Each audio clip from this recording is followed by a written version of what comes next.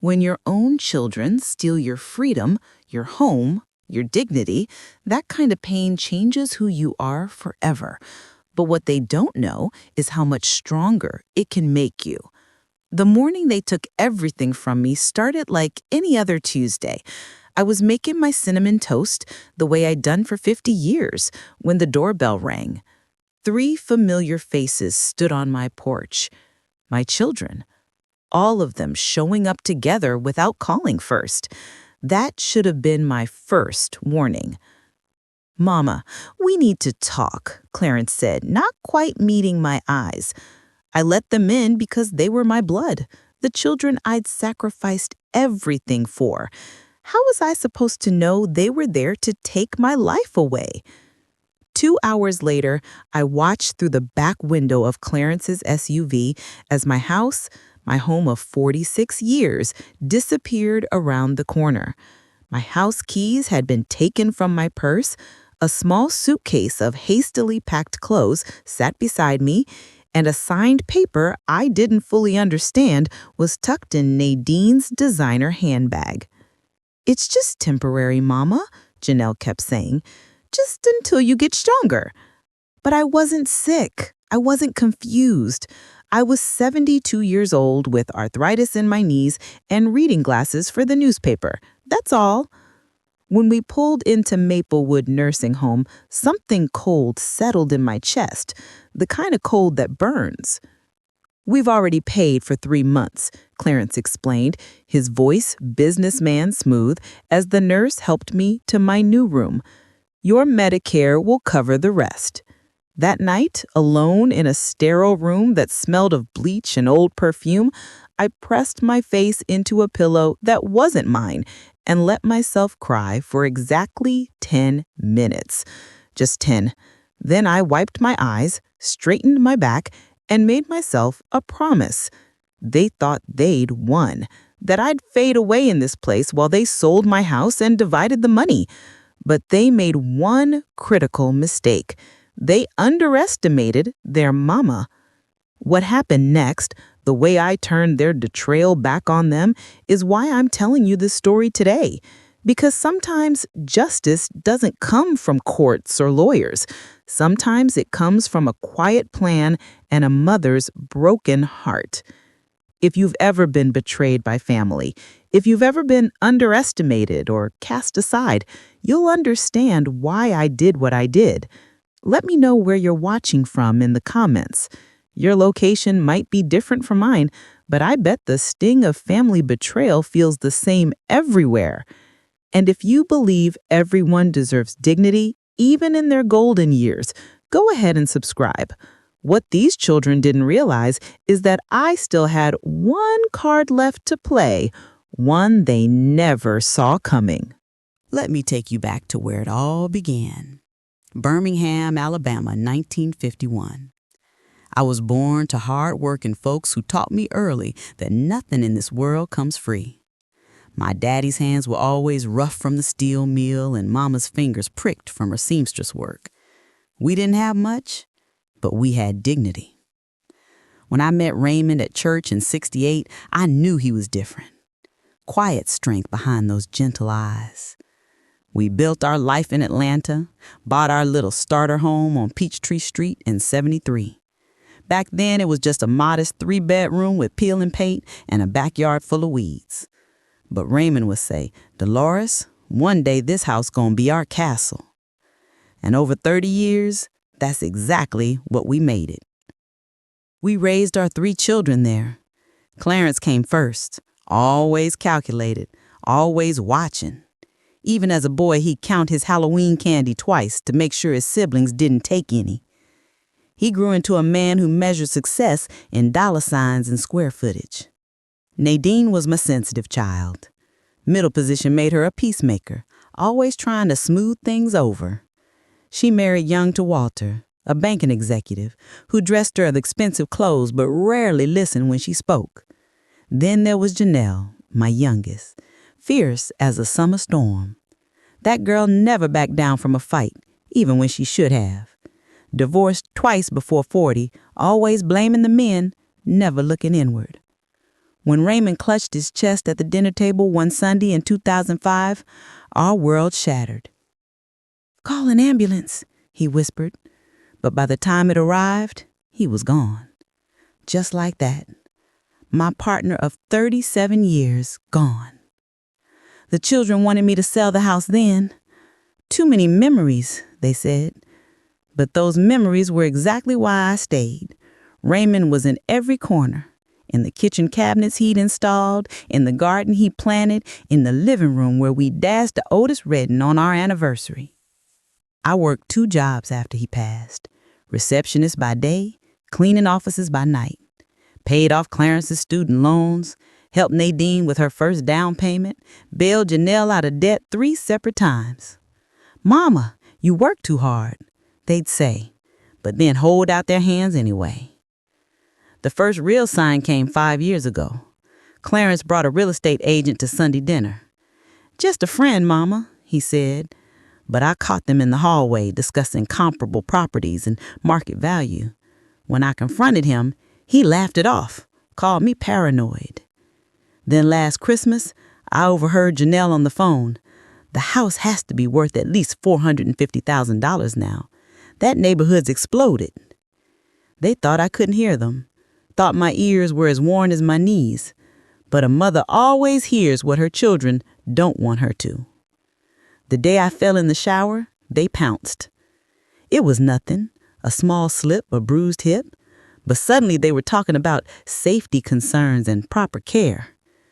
"We just want what's best for you," Nadine said, her eyes sliding away from mine.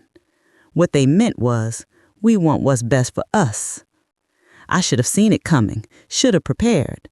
But even after raising them, after knowing their hearts, I never thought my own children would rob me of my home, my independence, my choice. That was my mistake. Believing blood would be thicker than greed. What I didn't tell them was that Raymond had left me with one more gift, a lesson he'd whispered to me on quiet nights. Trust, but verify, even family. I was about to understand exactly what he meant by that, and so were they. The Sunday it all happened was warm for April. Sunshine streamed through my kitchen curtains as I pulled a peach cobbler from the oven.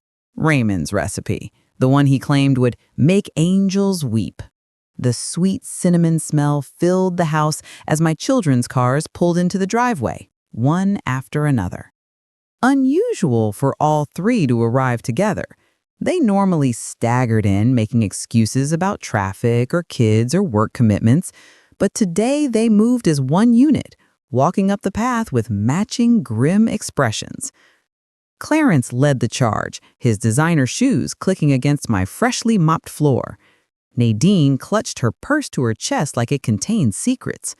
Janelle's face was set hard, the way it got when she'd made up her mind, and heaven help anyone who tried to change it. "Mama, we need to talk." Clarence motioned toward my dining room cable, the one where we'd shared thousands of meals. "It's important." I set the cobbler down, wiped my hands on my apron. "Let me get you all some tea first." "No, Ma," his voice was firm. "Let's talk now."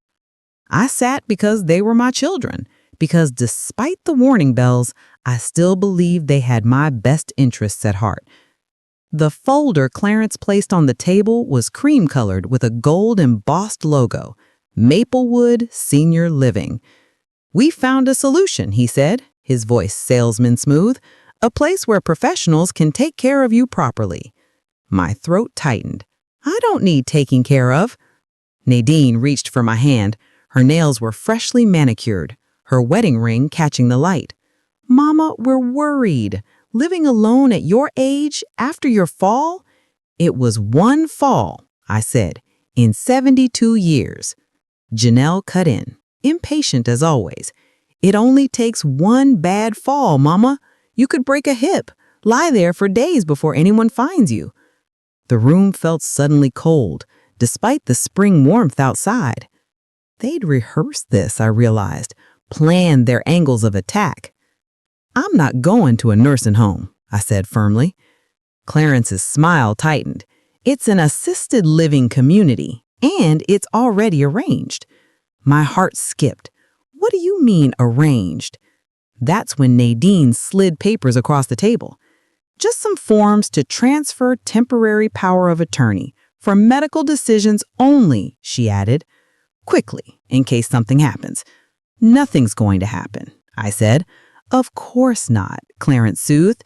It's just precautionary. Insurance requires it. I didn't have my reading glasses. The print blurred before my eyes as Janelle pointed to signature lines. Here, here, and here, she said, handing me a pen. God help me. I trusted them. My own children. I signed. While I was cutting the cobbler, Clarence excused himself to make a call. When he returned, everything moved like a bad dream. Nadine suggested I pack a few things for a trial stay. Janelle helped me up the stairs to my bedroom, filling a small suitcase with random clothes. What about my house? I asked, reality slowly dawning. We'll look after everything, Clarence assured me. You just focus on settling in. The drive to Maplewood was silent. I watched my neighborhood disappear. The flowering dogwood trees I had planted with Raymond, the porch swing where I read my morning devotional. At the facility, a nurse with a clipboard waited. Forms had already been filled out, a room already assigned. My children had planned every detail, except asking what I wanted. It's just temporary, Nadine kept saying, but she wouldn't meet my eyes.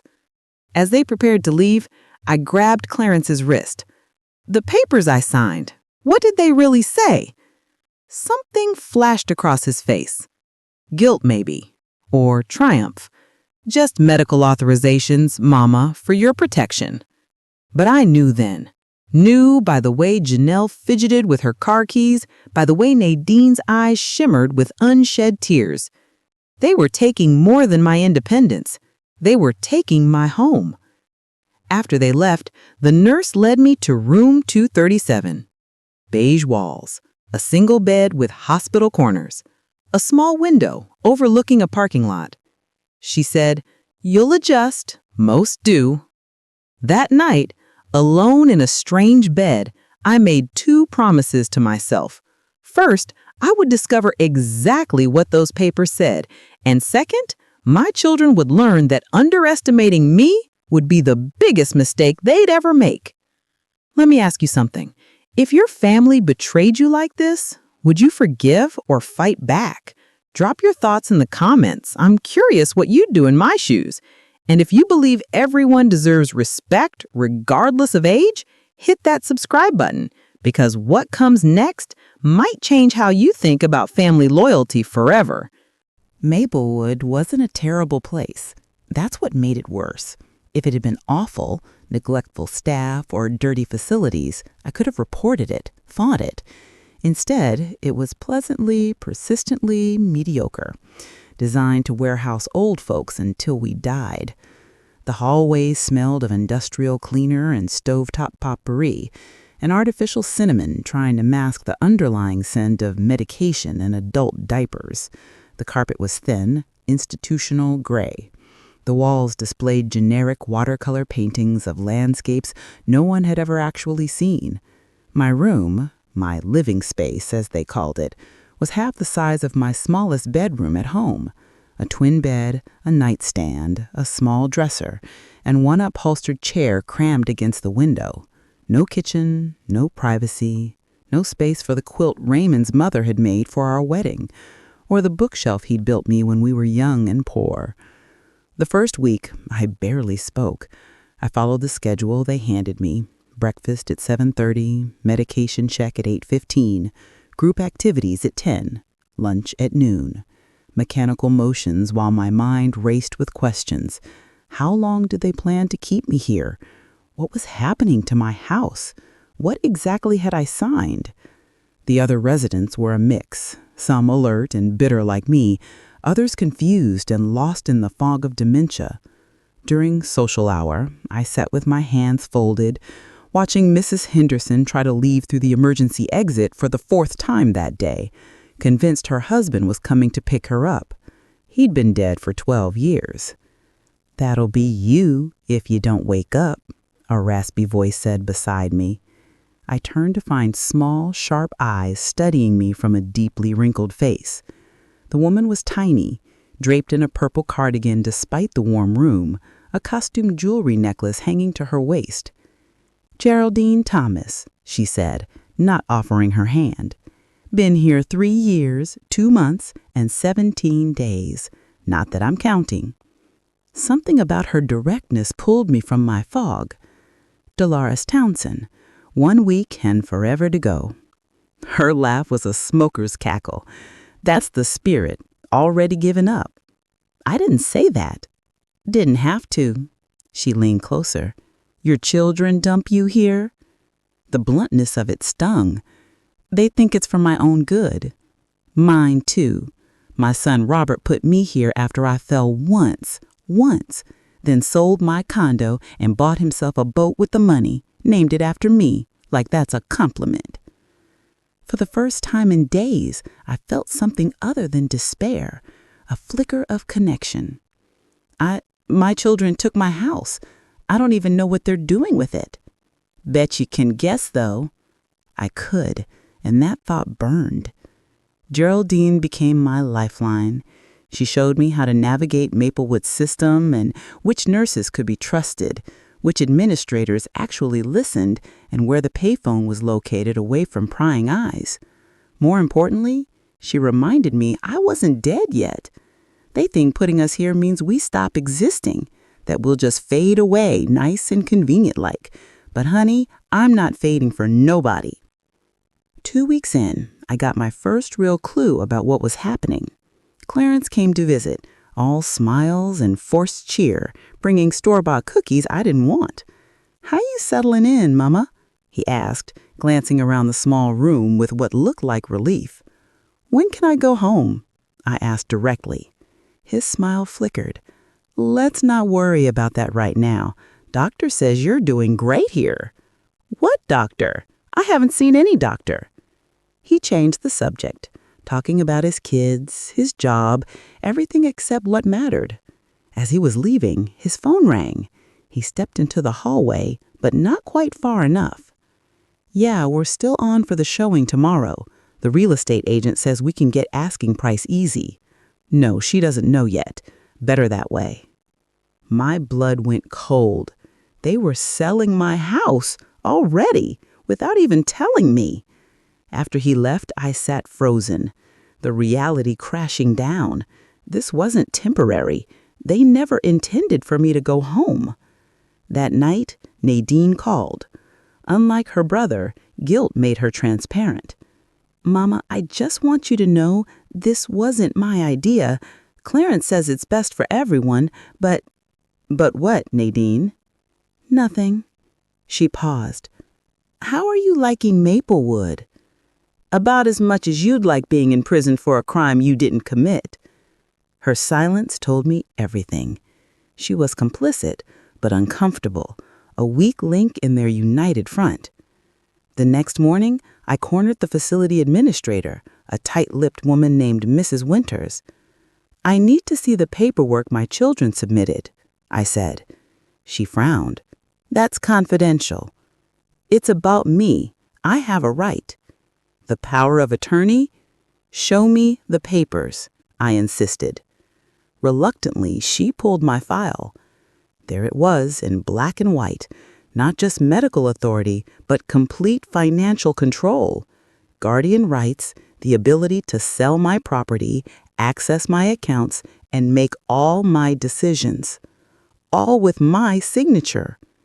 "This can't be legal," I whispered. "You signed it," she said simply. Walking back to my room, something shifted inside me. The shock and grief hardened into something else. Determination, rage, purpose. Geraldine was waiting. "Well?" I said. "They stole everything. My house, my money, my life." She nodded, unsurprised. "So what are you going to do about it?" I looked at her, this fierce little woman who refused to disappear. "I'm going to take it all back, and then I'm going to make sure they never forget what they did." Geraldine smiled, her eyes bright with mischief. Now that sounds like a plan worth sticking around for. But first, we need to get you out of this place, and I think I know exactly how to do it. When you've lost everything, you discover what you're really made of. And my children were about to discover that this old woman still had plenty of fight left in her. First rule of getting even, Geraldine told me over watery coffee in the Maplewood common room, is never let them see you sweat. I was still reeling from discovering what I'd signed. My children hadn't just tricked me. They'd stolen my legal identity, my autonomy, my entire life's work. I need to talk to a lawyer, I said. Geraldine laughed. With what money? They control your accounts now. She was right. I had $43 in my purse and a roll of breath mints.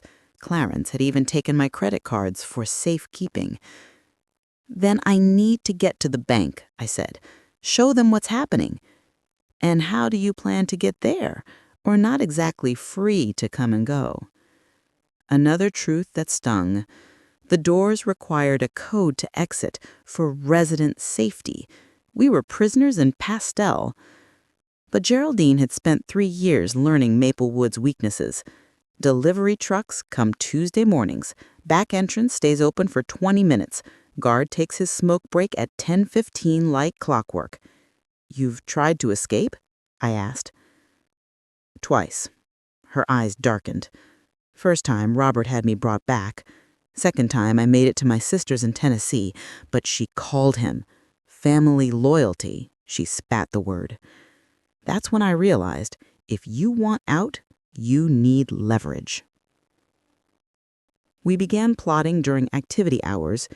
While other residents strung plastic beads or sang oldies, Geraldine and I huddled in the corner, mapping my financial resources. Your pension? She asked. Direct deposited to my checking account. They control it now. Jewelry, valuables. I twisted the simple gold band on my finger, the only piece I had with me. Everything's at the house. Friends, who might help? I thought of my church circle, my former coworkers. Would they believe me over my children? Would they risk getting involved in a family dispute? Our first real opportunity came when Nadine visited, guilt written all over her face. I played weak, confused, the mother they expected me to be. Nadine, honey, I can't find my checkbook. Did I leave it at home? Her eyes darted nervously. Don't worry about that, Mama. Clarence is handling everything. But my bills? All taken care of, she assured me. I made my eyes water. I just feel so helpless without even seeing my own money. That did it. 2 days later, she smuggled in my checkbook. Don't tell Clarence, she whispered. He wants you to focus on getting better. It wasn't much, but it was a start. Next, I needed legal help. Geraldine knew a resident whose son was a paralegal. Through whispered conversations and past notes, I got a name, Franklin Morris, elder law attorney. Using the payphone during movie night, I made the call. Mrs. Townsend, what you're describing is elder abuse, Morris said after hearing my story. My heart raced. Can you help me? I need to see those documents, and I need your medical evaluation, proof you're competent. I can't get out. They've taken everything. His voice softened. There are ways around guardianships if they were obtained fraudulently, but I need evidence. That night, I lay awake calculating my next move. I needed my bank records, my house deed, the guardianship papers, and a doctor who would certify my mental competence. Geraldine offered the solution. Maplewood has a notary who comes monthly for residents to sign documents, and that new doctor, Dr. Patel, she seemed straight, not in anybody's pocket. For 3 weeks, I built my case piece by piece. During craft time, I wrote down everything I remembered about my finances. During my medical checkup, I convinced Dr. Patel to test my cognitive function. Perfect score, she said, looking surprised. You're sharper than most of my 40-year-old patients. Can you put that in writing? I asked. She hesitated. Your file says early stage dementia. Who told you that? Your son. There's no prior medical documentation. Another lie. The rage that filled me then could have powered the whole building. The notary was sympathetic, but scared. If I help you go against a legal guardianship, I could lose my license. Every door seemed to close as soon as it cracked open. Then came our first real breakthrough. During her Sunday visit, I asked Janelle to bring me family photos from my bedroom nightstand. The album with the red cover, I specified. When she delivered it the following week, I waited until night to open it. There, tucked between family Christmas photos, was what Raymond had hidden years ago, our original house deed and a safety deposit box key. The next morning, Geraldine and I were discussing how to access the bank when a shadow fell across our table. Maplewood's administrator stood there, arms crossed. Mrs. Townsend, your son called. He's concerned about your activities. My blood went cold. What activities? Phone calls, questions about legal matters. He thinks you might be confused. They were watching me. Someone had reported our conversations, our planning. Who told him? I whispered to Geraldine after the administrator left. Her eyes narrowed. Could be staff, could be another resident, could even be your daughter. Trust no one. That night, I hid the deed and key in the hollow bottom of my hairbrush, the only place they wouldn't look. I lay in bed, feeling the walls closing in. My children controlled everything, my money, my freedom, even the information that reached me. But they'd forgotten one thing. They'd forgotten who they raised, who taught them to fight for what was theirs, who showed them how to never give up. If you're watching this and you've ever felt powerless against those who should protect you, know this. Sometimes the greatest strength comes when you have nothing left to lose. Subscribe if you believe in fighting back against injustice, even when, especially when, it wears the face of family. Because what I did next changed everything. The delivery truck came at 9:48 a.m. on a Tuesday, just like Geraldine said it would. The driver propped the door with a crate while he unloaded supplies. At 10:12, the security guard checked his watch and headed for his smoke break. 3 minutes, Geraldine whispered. At 10:15, we moved, past the prop door, across the loading zone, to the visitor parking lot. My heart hammered against my ribs, each beat saying, freedom, freedom, freedom. My arthritis screamed as we hurried down the block to where Geraldine's friend Louetta waited in a rusted Buick. A former Maplewood resident herself, she'd escaped 6 months earlier when her nephew fought her son for guardianship rights. First stop, bank, I said, once we were safely moving through traffic. The young bank manager looked dubious when I explained my situation. Your accounts show your son has power of attorney, he said. I slid across the safety deposit box key. This doesn't require power of attorney. It's in my name only. Inside that box lay my salvation. Raymond's life insurance policy, stock certificates he'd bought 30 years ago, and $8,500 in cash he'd stashed away. For emergencies, he'd always said. If this wasn't an emergency, nothing was. Next stop, Marietta Realty, where Kevin Jackson had been selling homes for 20 years. He'd helped us buy our house back in the 70s. Dolores Townsend, he said, standing to greet me. Thought you might be showing up soon. My stomach dropped. Why's that? Your son listed your property 2 weeks ago, said you were permanently in assisted living. Rage flashed hot behind my eyes. He had no right. Kevin's expression softened. I figured something wasn't right. That's why I stalled him. Said we needed updated inspection paperwork.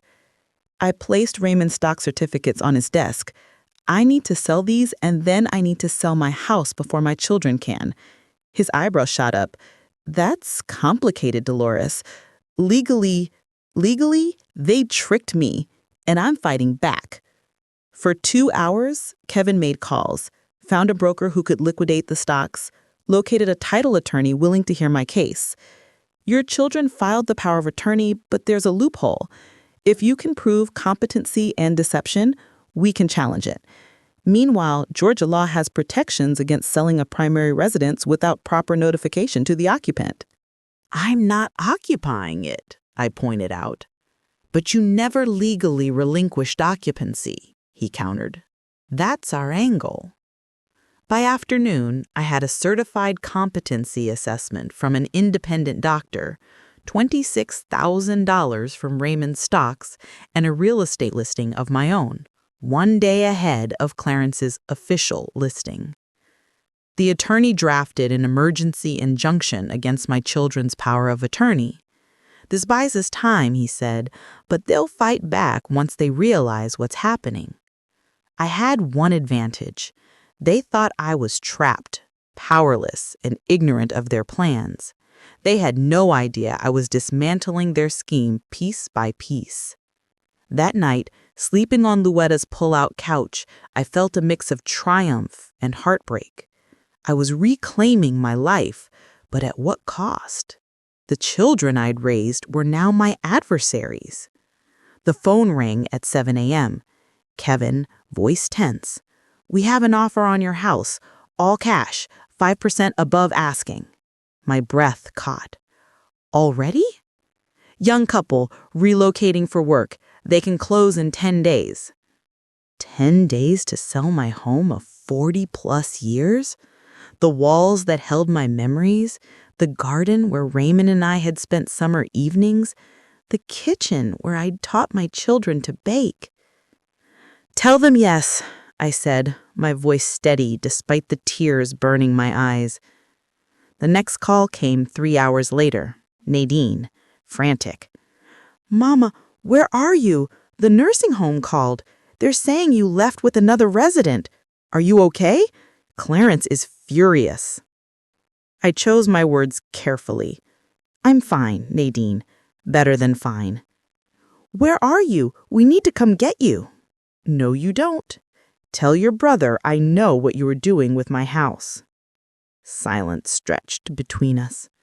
Then, quietly, "It wasn't my idea, Mama. Clarence said it was best, that you'd never know the difference." "I know the difference between a home and a cage, Nadine." Her voice broke. "He's going to be so angry. He's already talking about getting the police involved, saying you're not mentally competent to make decisions." "Let him try." After hanging up, I paced Louetta's small apartment. Clarence would indeed fight back. Hard. He'd use every resource to maintain control over my assets. Over me. I needed to move faster. A text chimed on Louetta's phone, a message from Geraldine. "CT came to Maplewood looking for DT, very angry, asking questions, guard checking visitor logs." They were hunting me. If Clarence discovered I was selling the house before his deal went through, he'd use every legal trick to stop me. If he found me, he'd force me back to Maplewood, claim I was confused, dangerous to myself. I had 10 days to close the sale, change my will, and build a new life, all while staying one step ahead of my own children. The question haunting me wasn't whether I could pull it off. It was what would happen when they finally caught up with me. Do you think children who betray their parents deserve forgiveness, or do they forfeit that right forever? Let me know in the comments.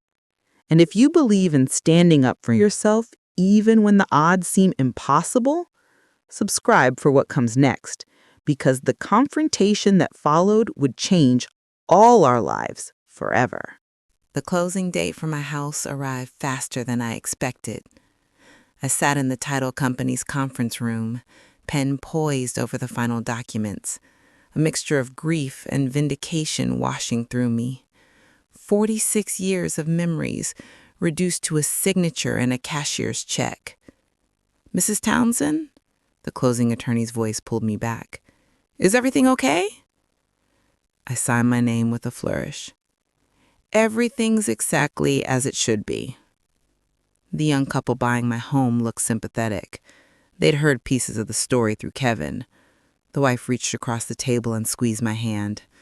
We'll take good care of it, she promised. As I left with a check for $478,000, my phone rang. Unknown number. Hello? Mama. Clarence's voice was tight, controlled. Where are you? My hand gripped the phone harder. Somewhere safe. We've been worried sick. The nursing home says you escaped. I didn't escape anything. I left a place I never agreed to be in. He sighed, the sound practiced, patronizing. You're confused. The doctor confirmed early-stage dementia. We have the paperwork. False paperwork, I cut in. I've been examined by 2 independent doctors since then. Perfect cognitive function. No signs of dementia whatsoever. Silence stretched between us. When he spoke again, his voice had hardened. Where are you? I'm coming to get you. No, you're not. In fact, I'd like you all to meet me at the house tomorrow at noon. We have matters to discuss. He laughed, the sound sharp. The house? Planning to move back in? Because I should tell you we're in final negotiations with a buyer. No, you're not, I said simply. What does that mean? It means be there at noon, bring your sisters. I hung up before he could respond. The next day, I arrived early, parking Louetta's car across the street. My heart ached at the sight of my home. The azaleas Raymond had planted were in full bloom, a riot of pink and white against the brick. A sold sign stood proudly in the front yard. At precisely noon, 3 cars pulled up. Clarence first, then Nadine, then Janelle. Their faces showed varying degrees of concern and irritation as they approached the front door. Clarence tried his key, then tried again. Why isn't this working? He demanded. I stepped out from behind the neighbor's oak tree. Because I changed the locks last week. They whirled around. Clarence's face flushed dark with anger. Nadine's eyes whitened in shock. Janelle stood frozen, her expression unreadable. Mama, Clarence started forward. You need to come with us right now. This has gone far enough. No, son. It's just beginning. I walked past them to the front door, unlocked it with my new key, and gestured them in. They filed in silently, looking around as if the familiar space might have changed in my absence. In the living room, I took Raymond's old armchair while they settled awkwardly on the couch. How did you get out? Janelle finally asked. Does it matter? I'm out, and I'm not going back. Clarence leaned forward, hands clasped like a business negotiation. Mama, you're not well. The papers you signed? The papers I signed under false pretenses? The guardianship you tricked me into? Or do you mean the power of attorney you've been using to sell my house without my knowledge? His mouth snapped shut. Let me tell you what's happening now, I continued, my voice steady despite my racing heart.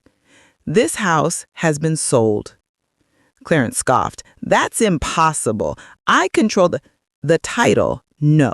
You control a power of attorney that has been legally challenged and temporarily suspended pending investigation of elder abuse. The color drained from his face. What? The house sold 3 days ago, above asking price. The new owners take possession next week. Nadine gasped. You can't do that. I already did. Clarence surged to his feet. This is ridiculous. You're confused. You're sitting on nearly $500,000 from the sale of my house, money you won't see a penny of. The silence that followed was deafening. Janelle looked between her siblings, confusion clear on her face. I don't understand. Clarence said the house would go into a family trust, that the money would care for Mama and then come to us. Is that what he told you? Nadine's face crumpled. That's not what the papers said, was it? No, I said softly. The papers gave him complete control of my house, my bank accounts, my life. You lying old... Careful, son. The neighbors have instructions to call the police if they hear raised voices, and I've documented everything, the fraudulent guardianship, the attempted property theft, all of it. He froze, calculation replacing rage in his eyes. Fine, sell the house. The money still belongs to the family. You can't just... Actually, I can. And I have. I reached into my purse and pulled out a document. This is my new will, properly witnessed and filed. It specifies that upon my death, my entire estate will go to the Golden Years Foundation, a nonprofit that helps elderly victims of financial abuse. His face twisted with fury. You can't do this to us after everything we've done for you? Everything you've done to me, I corrected, locking me away, stealing my home, taking my freedom. We were protecting you, he shouted. You were protecting my assets for yourself. Nadine began to cry, mascara streaming down her cheeks. I told you this was wrong, she said to Clarence. Shut up, you went along with everything. Because you said it was temporary, that we'd tell her about the house sale after it was done, that she'd understand once she adjusted. I knew it, Clarence spat. You've been helping her behind my back. Nadine stood up, her spine straightening. I've got copies, Clarence, of everything. Every paper you made me sign as a witness. Every bank document. The emails where you talked about getting Mama declared incompetent so we could sell faster. His face went pale. You wouldn't. I already did, she whispered. I gave them to Mama's lawyer yesterday. The room erupted. Clarence lunged towards Nadine. Janelle jumped between them, and through it all, I sat in Raymond's chair, watching my children tear each other apart over money they'd never see. Enough! My voice, stronger than it had been in years, cut through their fighting. This ends today. They turned to me, suddenly remembering I was there. You have two choices. Accept that I've reclaimed my life and my assets, or fight me in court where all your schemes become public record. Clarence's eyes narrowed. You think you've won? I still have the guardianship papers. One call to the court about an escaped mental patient. Already handled. Judge Franklin reviewed my case yesterday. The guardianship is suspended pending full investigation. I'm a free woman, Clarence. For the first time, uncertainty flickered across his face. He looked at his sisters, finding no allies. So that's it? You cut us off completely? Your own children? The children I raised would never have locked their mother away and stolen their home. I don't recognize who you've become. As they stayed to leave, Nadine hesitated. Mama, I'm so sorry. I should have stopped this. I should have... Yes, I agreed. You should have. After they left, I sat alone in the empty house that was no longer mine. The silence felt different now, not peaceful, but hollow. I had won, but at what cost? My family was shattered. My home was gone. My trust in the people I loved most had been destroyed beyond repair. But I was free. Free to decide my own future. Free to protect myself. That evening, as I packed the last of my personal belongings, my phone rang again. I expected Clarence with threats or Nadine with more apologies. Instead, a different voice came through. Mrs. Townsend, this is Detective Wilson with the Atlanta Police Department. We're investigating allegations of elder abuse and financial fraud. Would you be willing to come down to the station to make a statement? My hand tightened on the phone. I didn't expect this. I hadn't wanted it to go this far. Mrs. Townsend, are you there? Yes, I said finally. I'll come in tomorrow. The police station was cold the next morning. Detective Wilson, a woman with kind eyes and no-nonsense posture, recorded my statement for nearly 2 hours. Every detail, every document, every manipulation laid bare under harsh fluorescent lights. "Mrs. Townsend," she said when we finished, "what do you want to come from this? Criminal charges could mean jail time for your son." The question hung heavy in the air. Did I want Clarence behind bars? The boy who'd once brought me wildflowers from the yard? Who'd cried when his father died and promised to take care of me? "I want protection," I finally said, "not revenge." In the end, I filed for a restraining order against Clarence, but declined to pursue criminal charges. The detective seemed disappointed but nodded. "Your choice, but we're keeping this file open. Elder financial abuse is one of the most underreported crimes in America." That word, elder, stuck with me as I left. When had I become that? Just an elder to be managed, not a person with dreams still burning? With the house money secured, I faced my next challenge. Where to live? Not another institution, not with any of my children. Somewhere that was mine alone. I found it, 3 weeks later, a small 2-bedroom condo in a senior community called Riverside Gardens. Not a nursing home or assisted living, but independent apartments with optional services. My own kitchen, my own front door with a deadbolt lock, my name on the mailbox. The day I moved in, Geraldine came with me. "Not bad," she said, inspecting the sunny living room. "Beats Maplewood by a mile." I laughed. Low bar. We'd grown close through our shared ordeal. When I invited her to take the second bedroom, she accepted without hesitation.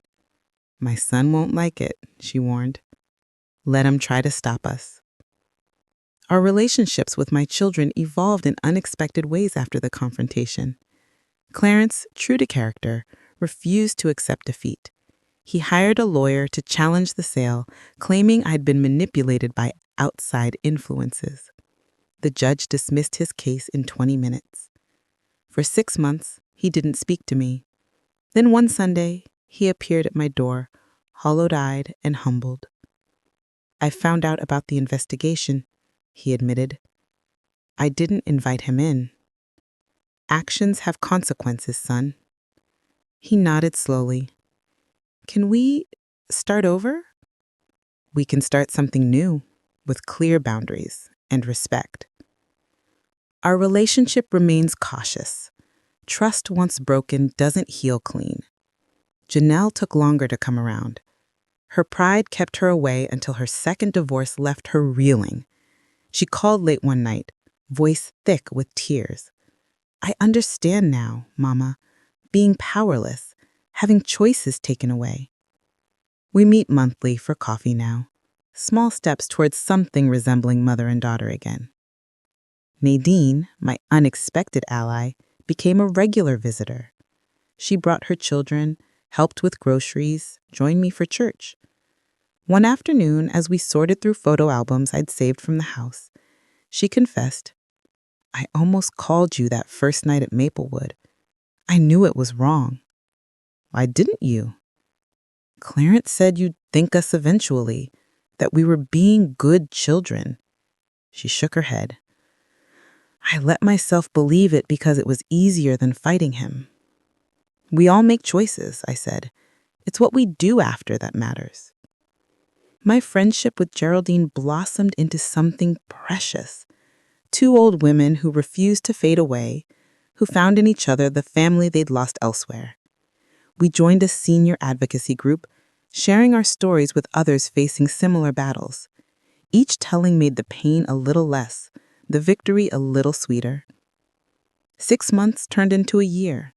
My new life took shape around simple pleasures I'd once taken for granted. Morning coffee on my small balcony, the freedom to eat what I wanted, when I wanted. Weekly card games with neighbors who became friends. Choosing my own doctors, making my own decisions. "You know what I realized?" I told Geraldine one evening as we watched the sunset from our shared porch. All those years, I thought being a good mother meant giving everything.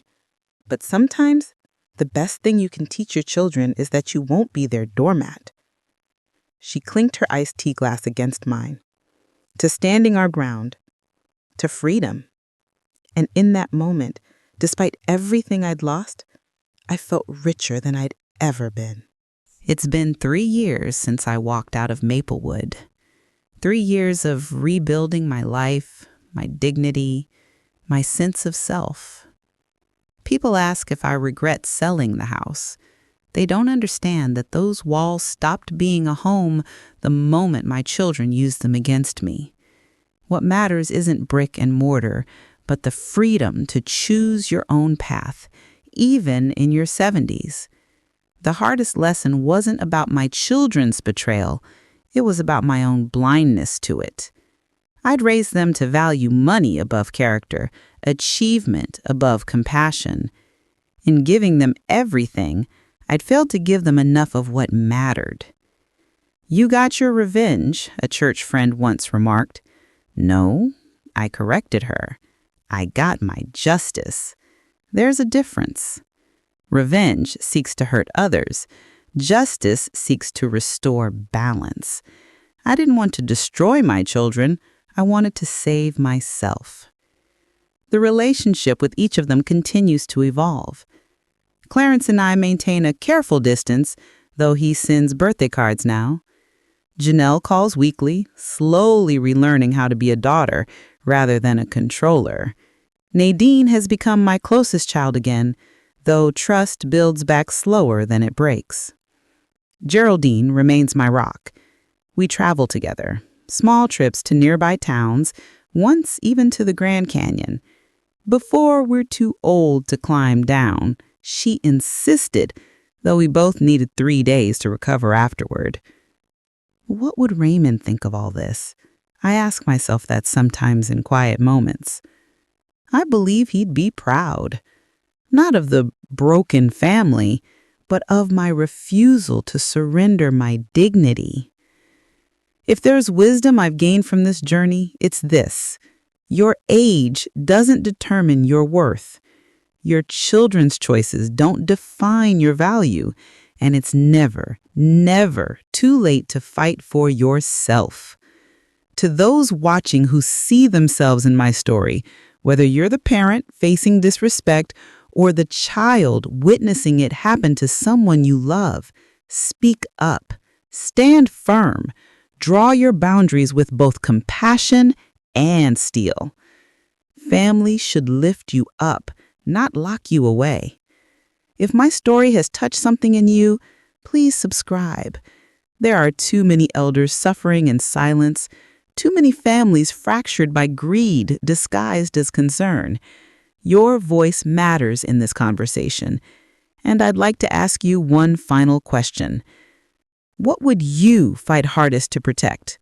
Your possessions, your relationships, or your dignity? Share your answer in the comments below, because ultimately, what we choose to defend defines who we truly are. I lost my house, I fractured my family, but I reclaimed my freedom, my voice, and myself. And that, my friends, is a trade I would make again every single time.